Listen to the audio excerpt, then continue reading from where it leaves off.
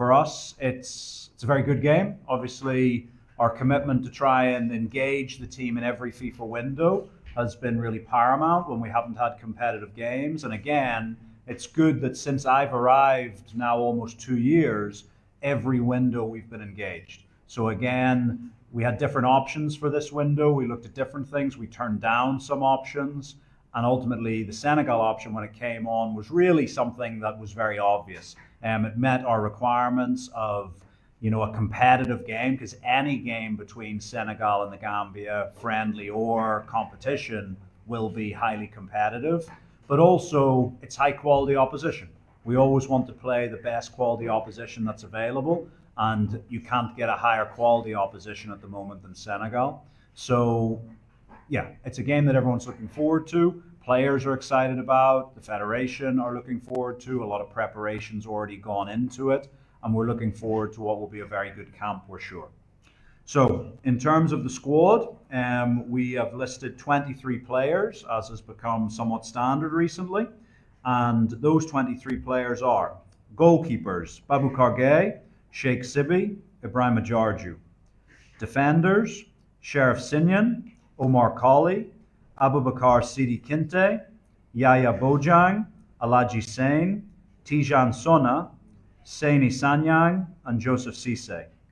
The midfielders: Ibu Adams, Abubakar Bari, Jesper Cisse, Momadou Drame. The forwards: Abdoulaye Mane, Abdoulaye Bamba Sanyang, Youssoufa Sanyang, Salou Drame, Moussa Barrow, Yankuba Minte, Abdoulaye Cisse, and Adama Bojang. Okay. Just to touch on a couple of points, because there'll be a couple of names that I'm sure there'll be some names you want to talk about, but a couple of names specifically that were unavailable for selection. Aliou Fadera, obviously we gave him as much time as possible. I'm sure many are aware he suffered a fractured cheekbone a few weeks ago. There was a chance he might be available to play in a mask. Unfortunately, he's going to need another 1 or 2 weeks of non-contact, the surgeons and the doctors have said. So we had to make the decision for him to stay at his club in Italy. And another one is Adama Sidibe, who's obviously done very well recently. Obviously, Adama's moved to a league with Stockport County, who do not take the international breaks.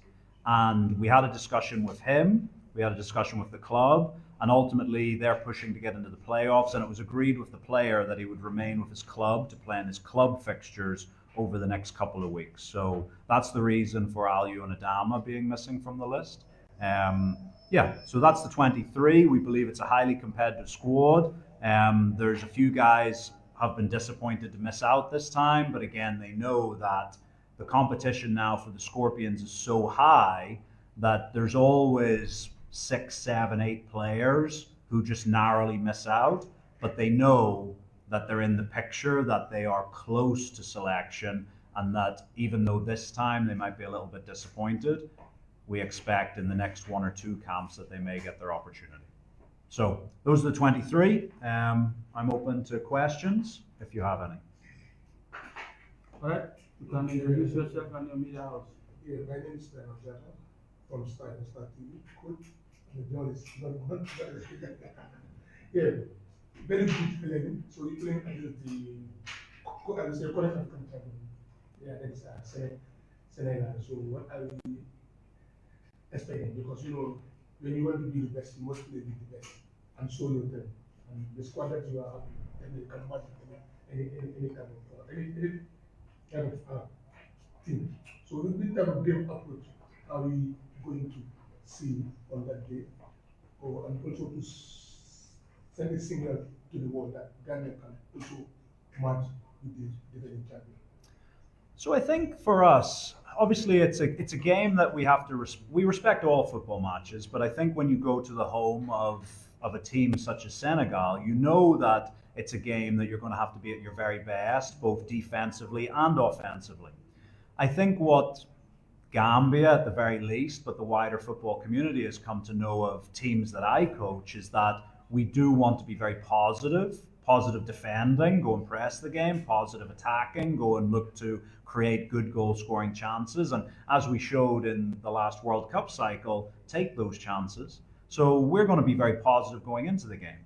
Does that mean we're going to play 90 minutes of attacking football? I think going away to a team like Senegal, you would be naive to think that you're going to be on the front foot attacking for 90 minutes. There are going to be periods where Senegal are going to be on top of the game and we're going to have to defend very, very well. But equally, as you say, when you look at the players that we have on our list, when you look at the performances we've shown recently, there will also be periods in this game where Senegal are going to have to defend very well in order to prevent us from having success, if they will. I think you've seen that some of our best performances over the last year have come in the most demanding matches. You look at our away game against Tunisia, where we won and could have won by more goals than the single goal. The away game to the Ivory Coast, where their goalkeeper gets man of the match, and also the games against Gabon. So these are games that sometimes we came out on top, sometimes we didn't, but the performance was always one full of bravery in terms of how we wanted the ball, how we wanted to sort of take a grip of the game. And this is one we'll go into with the Gambia as well, or with Senegal as well. There's no sense that we're going to go there and park the bus. We're going to go and try and play football the way you've become accustomed to. And yeah, if we play to our best, we have more than enough to win this game. And I know that that's a big statement because it hasn't happened before at senior level.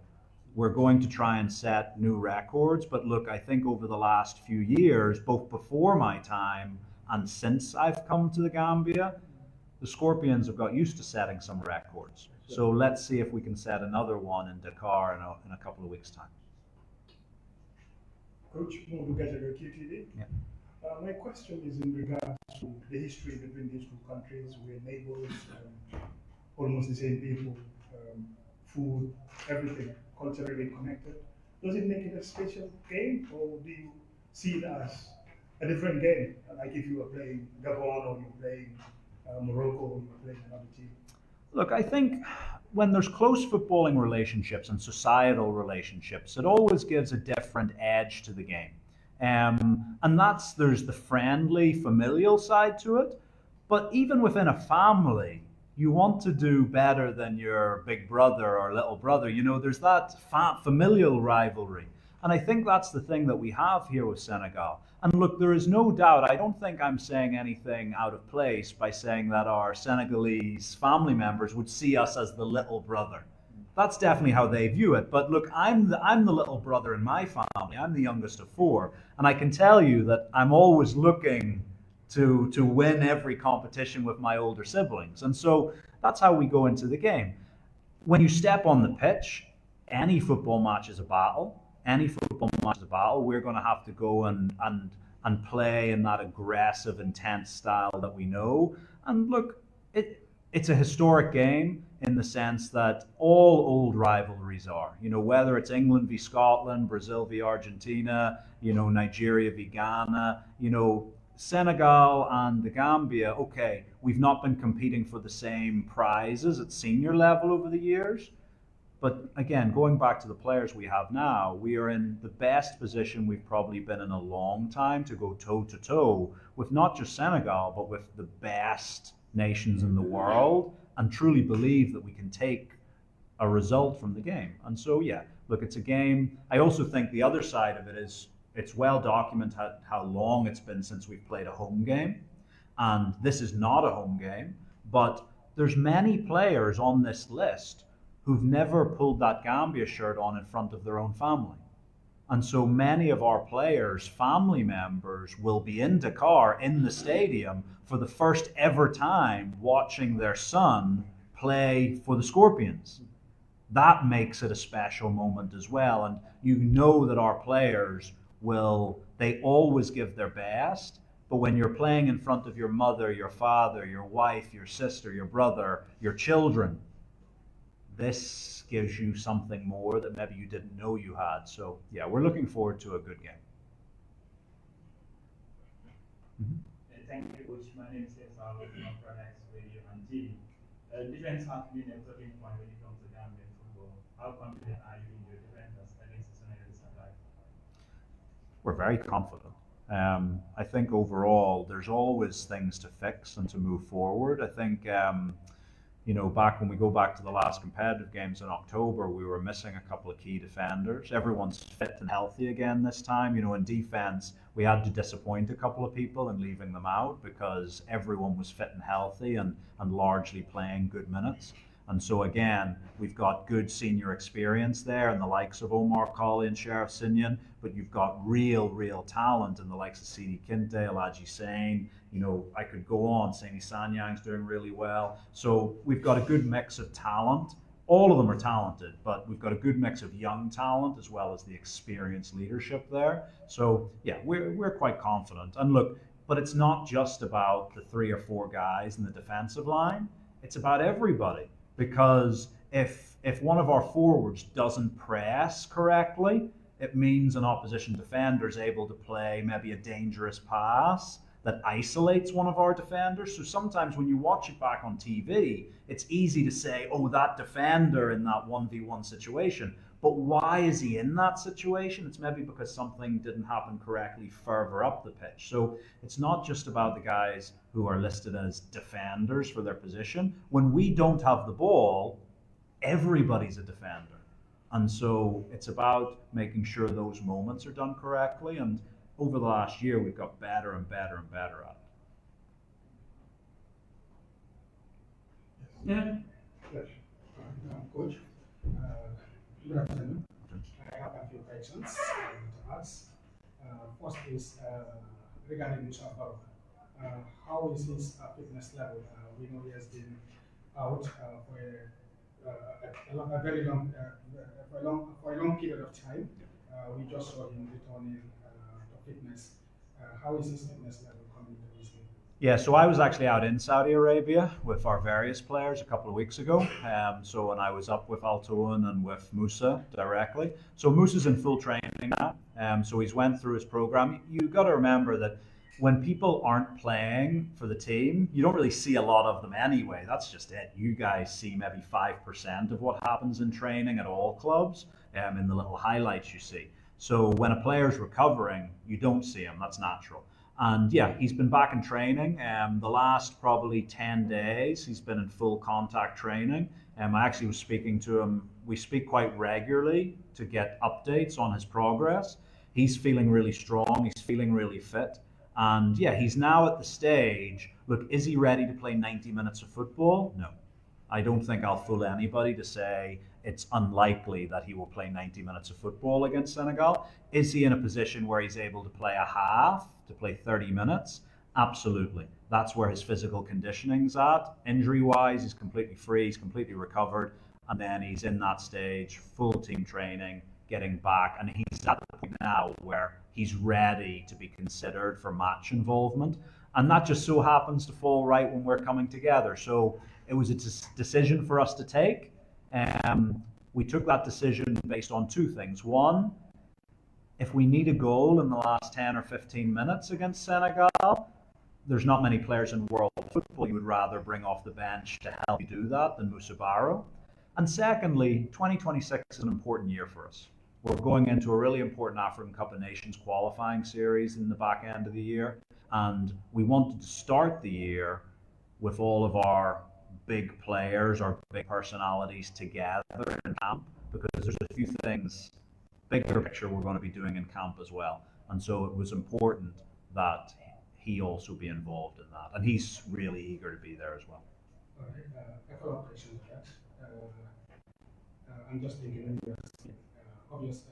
usually in this kind of situations, clubs tend to be protective, having one of their key players coming from a lengthy injury. And I'm not sure even if he has started playing for his club yet. What has been the response of his club when he's invited to come and play for the Gambia after a long period of injury? Often we have seen clubs, temporarily players coming from injury, which have not yet played, and then being invited to the national team.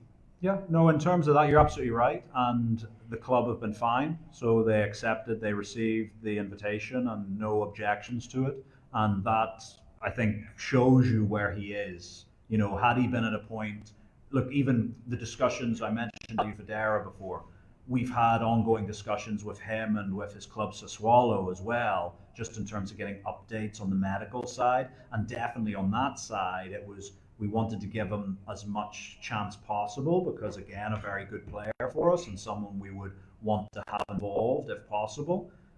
But ultimately, the sharing of information was it's not going to be good for the player.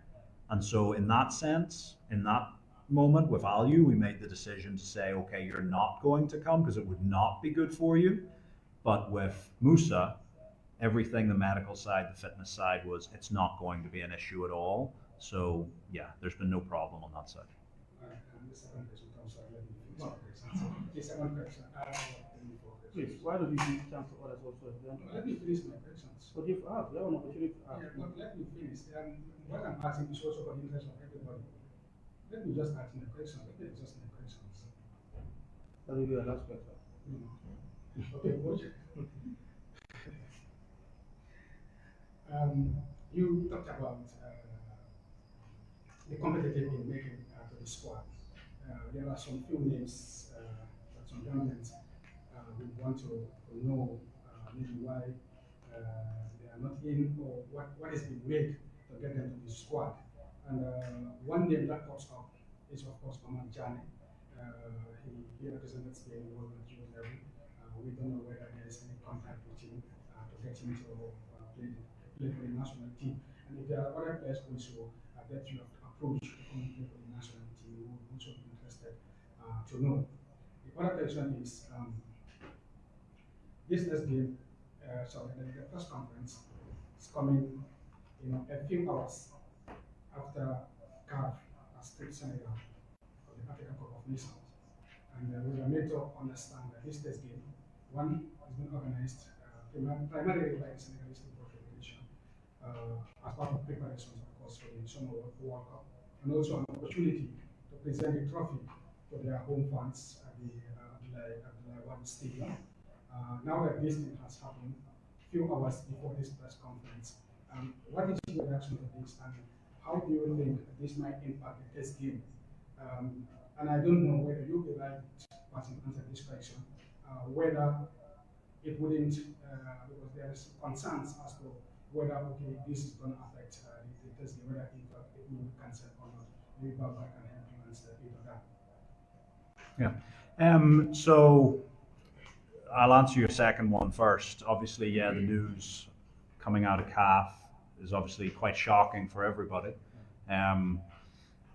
Look, for me, the whole situation is not a great situation for African football. I'm a very proud, promoter of African football everywhere I go, and I've been for a very long time, so it's not a nice situation. But again, I'm not privy to what information these decisions have been made based on. I watched the tournament the same as you did, and yeah, we just have to see. I don't think it's the end of that story. We can see all the reports in the media, so we'll just have to see how it plays out. Yeah, that's on that. So it's just a disappointing moment for African football, I think. In terms of the player you asked about specifically, we've had some really good conversations with Omar Jane. He's actually a really intelligent, really nice kid. I think it's important also to put it in context. You referred to he's played for Spain. He is Spanish. He's born in Spain. He's Spanish, with Gambian heritage, with Gambian parents. So he is Spanish and he has a heritage of the Gambia. So we've had some really good conversations with Omar, with the people who look after him. He's obviously had a really good breakout season since he's moved to Switzerland, and he's showing the talent that we knew he had, that he's shown in the Spanish youth levels. At the moment, he wants to focus on establishing himself as a professional. Because remember, these games in Switzerland are his first games as a professional. Prior, he'd only played youth games. And so he wants to establish himself as a professional and potentially play for the Spanish under-21 side if that opportunity comes for him. We keep those communications going. I'll actually be meeting him in person in due course in Switzerland. We've spoken on video calls and chats so far. We'll be going to meet in person with his representative soon. But again, there's no pressure on that situation. He's a young man who's very talented. He has options. He is fully aware of what the Gambia have been doing recently. So he's been watching games and he knows about the team. So yeah, and when there's updates for him and for any other players, we obviously, bring you up to speed on that. There's lots of conversations going on. There's and I've mentioned this before. There's conversations where the players say thanks for your interest, but no thanks, and there's other conversations where they say yes, and we bring them in. And there's some that say we want to wait. And that especially happens with young players. Young players don't necessarily want to jump in straight away. So those conversations ongoing. We keep working to try and improve what is possible for the Gambia, and I think we're doing okay so far. Yeah. Very much. Bahrain also, Gambia, Calais. We also that in 2025 you have invited local based players. Why this time around invite any local based players? Again, competition for places. The guys on the squad are at a higher level than the guys competing here in the Gambian League at the moment. I think you've seen the big thing that's happening, which is actually extremely positive for the Gambian League, is every transfer window we're seeing several really talented 18, 19-year-olds departing Gambian shores for good contracts in Europe. Only this morning I was visiting Falcons Football Club at their training session, and I know they're a team that have had several players go outside in recent months and years. So this is really good for the Gambia, but the nature of it is, if our most talented players are leaving at 18, 19, then it means that the talent outside is probably going to be at a higher level than it is inside. And you've got to remember, the average age of an international football team is around 28 years old. The average age of our national team is about 24. So we're already a very young national team.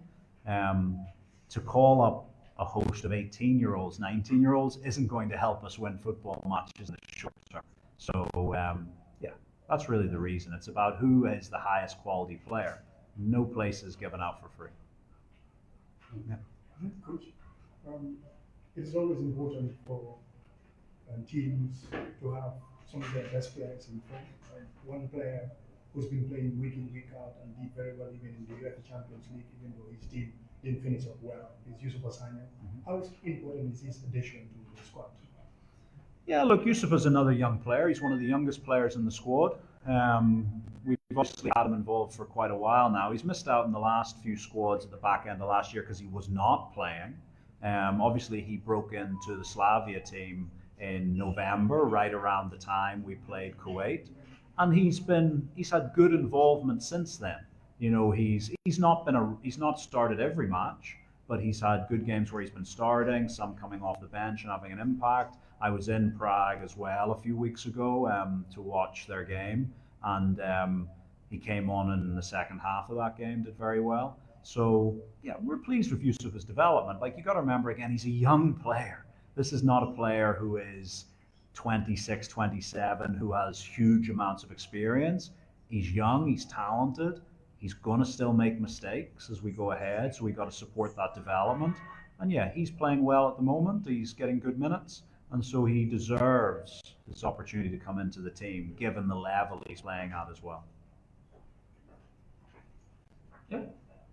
Yeah, coach, many of these players are coming from different clubs and countries, so I can make their first time in club in the national team. So how are you going to bring cohesion quickly within this squad? Well, actually, there's only one player coming for the first time. So only Salou Dramé is making his debut. Everybody else has played before.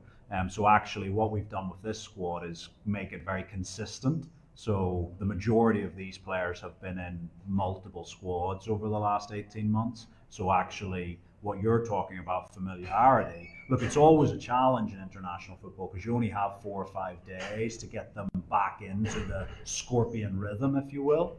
And so that's always a challenge for all national teams.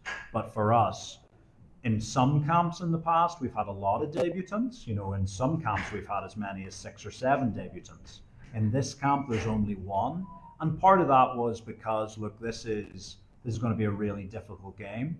And we need to be at our best. And so, yeah, having less changes was part of the decision making. So only one new player in the squad. Alright, we still have 5 minutes. Okay. Well, When will the players come in? Will they have training camp here or will they travel to Senegal and train later? Obviously, our general manager, Usman Drame, is taking care of all of those arrangements. I know he's right in the middle of it. After he's been given this squad on Monday evening, he got given this. He's been doing all of the flight arrangements. My understanding is we'll go directly to Dakar. Obviously, at the moment, we wouldn't have a grass field here in the Gambia of the level that we would want to train the national team on for 3 or 4 days. That will change in the coming months, we're very sure. But at the moment, we want the best quality facilities, and those are found in Dakar at this moment in time. Okay. Yankuba Minte had a dip in form for Brighton not long ago, but came back into the squad, started, and even scored. Yes, even though many describe the goal as a fluke against Sunderland. How important is he for the team coming back? Yeah, I was quite fortunate. I was at the Arsenal game as well when he got back into the team in the second half. He'd obviously been out for, I think it was 3 games back to back. He didn't get in. And you got to remember, he also had a little bit of an injury at the start of January, so that had an impact. He dropped out of the team.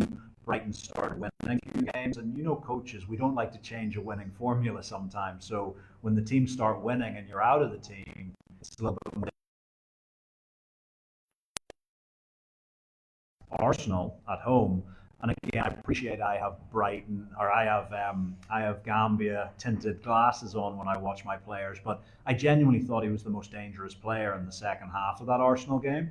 And I, speaking to him after the game, I said my expectation based on that performance would be that he would start the next game. And that did happen. He started against Sunderland and had a good game. And beyond the goal, he had other opportunities in the game that maybe if someone played the pass to him, he would have scored, or other situations. So, but look, that's what we've come to expect of Yankuba. You got to remember, up until Christmas time, Yankuba had like one of the highest number of touches in the opposition penalty area in all of Europe. So his ability to get in there and create interesting and dangerous situations for his team wasn't just good by English standards, it was good all across Europe. And so him coming back into the team and doing what he's done in the last 2 weeks is no surprise. So, but again, another incredibly young player. He's only 21 years of age, and there's going to be ups and downs. Nobody is playing week in, week out all the time in their career. So actually for me, it's probably been good for him, because you got to learn, hey, I'm out of the team. How do I get back into the team? That's another learning curve that all young players have got to go through. So, yeah, he'll have an impact in the game, I'm sure. Final question? Since guys I want to ask. Yes, go ahead. Coach, you talk about Democrats with one new addition in the squad. I believe Salim. What does it bring for the team, especially in a forward line, that is full of attacking talents at your disposal, including the ones you have invited and the ones who did not come. And finally, how excited are you as a coach, knowing that you will be facing Senegal? I'm not sure if I should refer them as the African champions. I've been very careful with this. Yesterday, when I was scripting overnight, I was, what should I do? African champions, but they are African. For now, they are African champions. How excited are you as a coach to be leading the Scorpions against Senegal at Hunga? Yeah, so first of all, Saliu, another really exciting young player. He's someone we've been tracking for quite some time. Obviously, he got his move just over maybe 12, 13 months ago to Lillestrøm, who are a big club in Norway, but had surprisingly been relegated to the second tier. And then last season, he had such a great season. I think it was 10 goals and 10 assists. And I remember actually meeting him during their training camp as they were preparing for the cup final. And they were about to go to the cup final. But even the mindset, they'd already won promotion. And his mindset, after having scored 10 goals, got 10 assists, won the league and got promoted back to the top division, his mindset was, it's been an okay season. I wouldn't say it's been a great season. Now, most people would say on the basis of those numbers and the outcome that it was a great season. And I remember after they won the cup and qualified for Europe, I sent him a message and said, I think we can agree it's been a great season. And he laughed and said, okay, we can agree. So, but I love that mindset in terms, he's never happy, he's never satisfied, he wants more. And the best players, both in our squad and around the world, have that mindset of they're never satisfied. And so, really technical player, can play right or left wing, is very much two-footed. Really good dribbler with the ball. You know, some of our players are really good at using their speed to go in behind. Other ones like coming off and playing the passes and combinations. Salyu's one of those players, if you look at some of his clips, he's very good at jinking in and out between players. He's quite a small frame, low center of gravity. So his dribbling ability at high speed's really, really nice. And he as he showed last season with 10 goals, he can get on the goal scoring charts as well. So we're really excited to bring him in, but at the same time he knows the competition, because in the wide attacking positions is probably our most competitive position. So let's see, he's coming into the squad, but he's got a process to make himself a regular. And yeah, look, Senegal's a big game. It's my second time playing against them as a coach. I played against them as Rwanda coach in Kigali 10 or 11 years ago now, a long time ago. Funny thing is, Sadio Mane was playing that day as well, so it shows you how long he's been involved. And yeah, look, it's a game. Even when I was out in Saudi, I had the opportunity to chat with Koulibaly about the game after Tawun played Hilal. Again, Senegal are looking forward to the game. We're looking forward to the game. We always want to test ourselves against the best in the world, and it shows us where we are. It shows us where we are and shows us what we still have to do. So I think for us, we're confident going into the game. We know it's going to be a huge amount of hard work, but we're confident, and I think Gambian supporters should go with confidence as well. Unless you have any final thoughts, that should be the end of the press conference. Yeah, I think just one message I know this is a big game. I know tickets have been selling, at various points already. What I would say is for the Gambian fans, both already in Senegal who live there, and the Gambian fans who want to make that journey to go across and support us, myself, the players, the staff, we really would all love to have as many Gambian fans in the stadium as possible, because the players and everybody are so eager to play in front of the Gambian fans again. And so to go there, and look, I'm not saying it's going to be easy. We're going to have to play at our very best, but I also think it's possible for us to have a real special moment in Dakar, and I wouldn't want to miss that if I was a supporter. So let's come in your thousands, hopefully, and support the guys in a couple of weeks' time. Thank you. Thank you. And thank you guys for coming. Yes.